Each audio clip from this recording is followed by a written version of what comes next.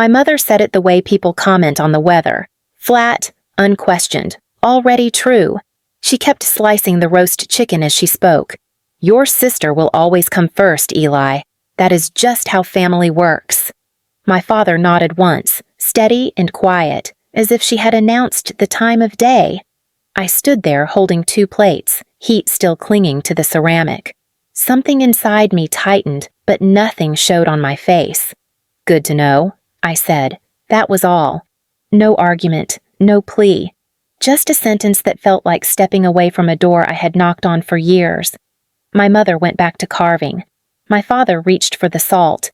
The room felt too still, like everyone could hear the space I had just created between us, but no one commented on it. I set the plates down and took a breath that felt heavier than it should. Later that night, I found an old memory rising without permission. The winter I was 10 when they forgot to pick me up from choir practice. I remembered the snow stinging my face, the long walk along a dim street, the way my mother scolded me when I finally came through the door. You should have reminded us, Eli. Even then, I had learned what my place was. My phone buzzed on the table, a notification from the platform where I share my stories, a new message, a new listener. I tucked the thought away. People often say they find pieces of their own lives in mine. If they only knew how much of this began long before I ever pressed record. I took a slow breath and stepped toward the sink, letting the water run over my hands. Somewhere in the steady rush of it, I felt the faintest shift, the start of choosing myself, even if no one else noticed yet. And if you are here, reading this with me, follow along. There is more to uncover, and I want you with me when everything finally breaks open. I was 16 the night the driveway glowed like a magazine cover. My mother stood beside a silver Subaru wrapped in a wide red ribbon. My father held a camera. Jenna squealed so loudly the neighbors came outside. Your future deserves a head start, my mother told her, voice bright with pride. I watched from the front steps. When Jenna hugged them, my mother whispered, She is going to go so far. Her eyes slid past me as if I were part of the porch railing. 6 months later, my birthday arrived with no ribbon, no driveway, no camera. My father slid a small grocery store cake across the counter. No candles, no song. Just a flat, printed card that read, We are proud of you. My mother added, You are independent, Eli. You manage just fine. I managed because there was no other choice. These moments accumulated quietly, like the way voices always rose when Jenna walked into a room, then softened when I entered. At family gatherings, relatives asked about Jenna's achievements, her plans, her future. When they turned to me, it was always the same line. You are the steady one, right? Or, you do not need much, do you? It was not cruelty. It was erasure, small and practiced. Years later, when listeners of my stories send messages telling me they feel unseen in their own families, I hear echoes of those nights. Maybe that is why I tell these pieces out loud. Maybe that is why people stay. And if you are still here, stay with me. Some truths finally begin to rise in the next part, and I do not want you to miss what comes after. College made the divide even sharper. When Jenna chose the University of St. Thomas, my parents wrote checks without blinking. Tuition, books, a small apartment near campus. Handled. My mother said, She needs support so she can focus. My father added, It is an investment. When I told them I wanted to start with community college, my mother folded her arms. You should learn responsibility, Eli. You are good at managing on your own. My father nodded in quiet agreement, the way he always did. So I stocked shelves at 5 in the morning, wiped frost from the inside of my car windows, and coded small freelance projects late at night. Every paycheck went into tuition, rent, or the cheapest used textbooks I could find. Jenna, meanwhile, called home whenever she needed just a little extra, and my mother always replied, Of course, sweetie, we want you to succeed. The day I graduated with my associate degree, the auditorium echoed with strangers' cheers. I called home afterward. That is wonderful, honey, my mother said over the sound of party chatter. We are in Duluth for Jenna's baby shower. I will call you later. She never did. I walked to my car alone, diploma folder tucked under my arm. My hands were shaking, though I kept my voice steady when a listener message blinked onto my screen. Someone thanking me for a story I had posted. That night, I answered them back and kept going. By the time I finished my engineering degree at the University of Minnesota, I had learned exactly how to exist in my family. Quietly, efficiently, without asking for anything. I drove home the weekend after commencement, hoping, stupidly, that maybe this time would feel different. My mother barely looked up from pouring juice into Jenna's toddler's cup. "Oh, Eli, congratulations, honey. That is just wonderful." She was wiping the counter before the words even landed. My father asked, "Any job prospects yet?" Scott cut in from the dining table, waving a refinance document. "We are thinking of lowering the monthly payment. The market is unpredictable." No one asked how I had made it through school working 2 jobs. No one asked if I was tired or proud or anything at all. Their world kept spinning around Jenna's orbit, and I kept pretending it did not sting. So I moved into a tiny 1-bedroom in Uptown. Old hardwood floors, thin walls, nothing special. But the lease had my name on it. My accounts started growing, slowly at first, then more steadily. For the first time, I felt the shape of a life that belonged to me. One Wednesday night, a text from my mother lit up my phone. "Family meeting. Sunday. Be here." No question, no explanation. By Sunday afternoon, I was driving through the familiar Minneapolis suburbs, past split-level houses and snow-crusted lawns. My chest tightened the closer I got. When I walked into the living room, I stopped short. Papers covered the coffee table. Overdue notices, highlighted statements, printed emails. Jenna sat stiffly on the edge of the couch. Scott stared at the carpet. My parents had pulled their recliners forward like judges preparing for a verdict. My mother clasped her hands. "There is something we need to discuss." The air shifted. Something had broken, just not in me this time. My mother tapped a stack of papers with the edge of her finger. "There has been a situation," she said. "Your sister and Scott are under strain." Strain was too small a word for what lay across that table. My father cleared his throat. "The mortgage is behind. 4 months. It comes to $14,600.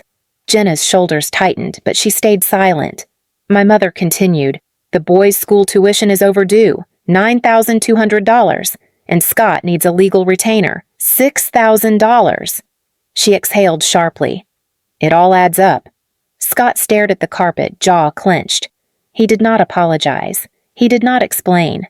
My father leaned forward. "Your mother and I can cover part of it." He paused, and that pause told me everything. "We need you to take the rest." My mother nodded quickly, as if the logic were obvious. "You are single, Eli. You do not have the same expenses. It makes sense for you to shoulder this. Jenna has a family." "That does not mean I do not have a life," I said quietly. My mother blinked, confused, as though the idea had never occurred to her. "You have always managed fine," she replied. "You are good at being independent." Scott finally spoke. "We really need this, just until things settle." I looked at Jenna. Her voice was barely a whisper. "Please, we do not know what else to do." No one asked if I could afford it. No one asked if I was willing. They had already decided. I let the silence stretch long enough for all of them to feel it. "I will need 48 hours, I said. My parents exchanged a relieved glance. Believing the answer was already yes, I walked out without giving one. When I pushed open the door to my apartment, Maya was already setting a takeout bag on the counter. She studied my face for a long moment before speaking. "That bad?" she asked gently. "They want me to pay everything?" I said. $14,600 for the mortgage, $9,200 for tuition, $6,000 for Scott's legal retainer, and whatever their monthly shortfall is. Maya leaned her hip against the counter. "And they just assumed?" "They always assume." My voice felt thin. "I told them I needed 48 hours. She nodded, no judgment, no surprise. "So what do you need?" That question landed harder than anything my family had said. I opened my laptop. The glow lit the room as my accounts came up. Checking at 11,400, savings at 38,000, investments climbing past $200,000, all built from years of waking before sunrise and working long after midnight. Maya watched quietly. "You know," she said after a moment, "I spent 2 years digging myself out of debt in my 20s. I kept telling everyone I was fine. I was not." I looked at her. She shrugged. "Being strong is overrated." I turned back to the screen and began drafting a spreadsheet. Mortgage catch-up, tuition, retainer, monthly overflow. The numbers formed a weight that had nothing to do with money. I created a new document and titled it Terms. If I helped them, it would not be the way they expected. Maya placed a hand on my shoulder. "Do what protects you." For once, I planned to. The living room looked exactly the same as it had 2 days earlier. Same papers spread across the coffee table, same stiff silence, same expectation hanging in the air. But I was not the same person walking into it. Maya followed a step behind me and took a seat near the window, quiet but steady. She was not there to speak, only to witness. My mother clasped her hands. "Good, you are here. We can finally sort everything out." My father exhaled with relief. "We knew you would come through, Eli." Jenna offered a trembling smile. "Thank you. We really appreciate this." They were thanking me for a decision I had not made. I sat, placed the folder on the table, and opened it. The first few pages were bank statements, checking, savings, investment allocations. My father reached for one, scanning the numbers. His expression froze halfway down the page. My mother leaned forward. What is all this?" "Context," I said. She flipped to another sheet. "Eli, you have been saving this much? Why did you never tell us?" "You never asked." The room fell silent. I slid a new document toward them. "If I help, it will be through structure, not sacrifice." Scott frowned. "Is that a contract?" "Yes," I said. "A 5-year repayment plan, monthly installments, interest, and mandatory financial counseling." My mother recoiled. "Counseling? For family?" "For adults," I corrected. My father's voice cracked. "Interest? On your sister?" "You assigned me the responsibility for your decisions," I replied. "This prevents that from happening again." Scott let out a sharp breath. "You always make things complicated by being so damn independent." I looked at him. Being independent kept me alive when no one else showed up. Jenna's eyes filled. "I knew they favored me," she whispered. I did not want to lose it." My mother shook her head. "We are not dysfunctional. We were doing our best." "When I was 10, I said quietly, "you forgot me in the snow after choir practice. I walked almost 2 miles home in the dark. You scolded me for not reminding you." I met her eyes. "That was your best." Her face crumpled. I placed a pen on top of the contract. "If you want my help, you sign. You have 48 hours. My father swallowed hard. "And if we do not?" I stood. Maya rose beside me.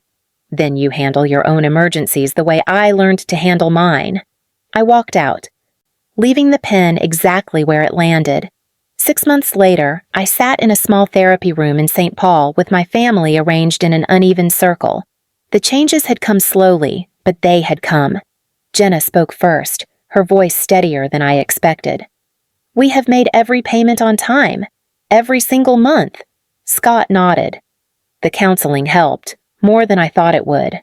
My mother twisted a tissue in her hands. "I used to think I understood what my children needed." Her voice wavered. "But I did not see you, Eli. I did not want to see what that meant." My father cleared his throat. "I let things happen because staying quiet felt easier. I am sorry for that." I listened without interrupting. None of their words erased the years behind us, but they landed differently now, shaped, not sharpened, by accountability. Dr. Marin closed her notebook. "This family is learning to walk differently," she said, "and effort counts." I nodded once. Not forgiveness, not absolution, just acknowledgement. My new apartment in the North Loop was still half empty, but the quiet felt good, real, mine. I set my bag down and placed my keys on the table, a small, ordinary clink. Nothing like the glossy car keys Jenna once held in our driveway. These were earned one choice at a time. Maya came out of the kitchen, wiping her hands on a towel. "You look lighter," she said.